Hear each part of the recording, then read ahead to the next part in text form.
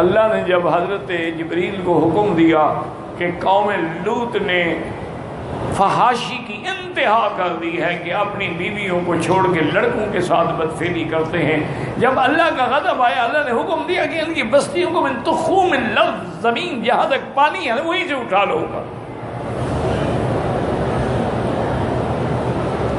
تو 5 بستیاں تھیں قوم لوط کی، جن میں سب سے بڑی بستی جو ہے وہ قریہ سدوم تھی، اور بعض روایات اسرائیلی میں ہے کہ ان بستیوں میں تقریباً 6 لاکھ کی آبادی تھی۔ حضرت جبریل علیہ السلام نے الا طرف جناح، اپنے پروں کے ایک کنارے سے ان بستیوں کو اٹھایا اور آسمان تک لے گئے۔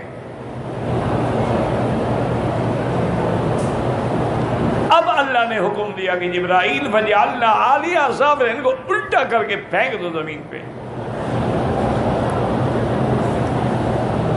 اب خود اندازہ کریں کہ پوری بستی کو، پوری قوم کو آسمانوں تک لے جاؤ، اوندا گرا دو تو کیا بچے گا؟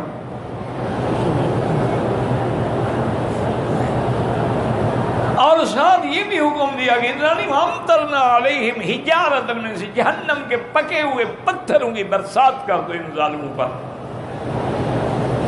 علماء نے لکھا کہ اللہ نے ان کو وہی سزا دی جو ان کا عمل تھا، جیسے وہ لڑکوں کو الٹا کر کے بدفعلی کرتے تھے، اللہ نے ان کو بھی اوندا کر کے زمین پہ مارا۔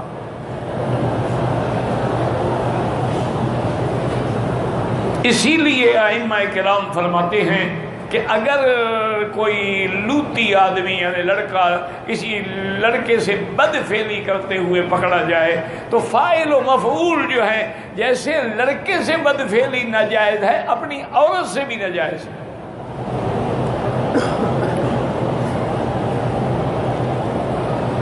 تو ان کے لیے امام شافعی رحمۃ اللہ علیہ اور باقی ائمہ فرماتے ہیں کہ فقتل القاتل الفاعل والمفعول دونوں کو سزائے موت دی جائے۔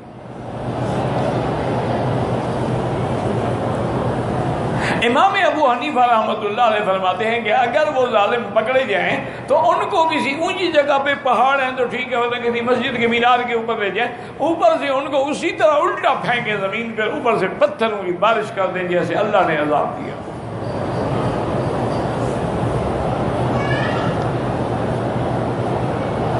انا للہ و انا الیہ راجعون۔ اور یہ سب سے پہلی بیماری جو ہے وہ قوم لوط میں تھی، اور نعوذ باللہ ثم نعوذ باللہ ثم نعوذ باللہ حضور کی امت میں بھی یہ عذاب اور یہ وبا اور یہ بلا پھیل چکی۔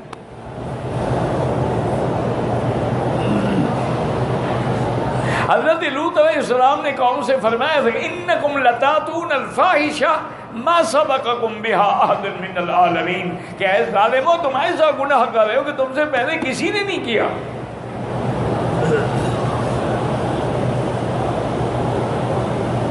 اور حضور کی امت میں علیہ الصلاۃ والتسلیم یہ بیماری آج کل اتنا عام ہے کہ آپ سوچ بھی نہیں سکتے۔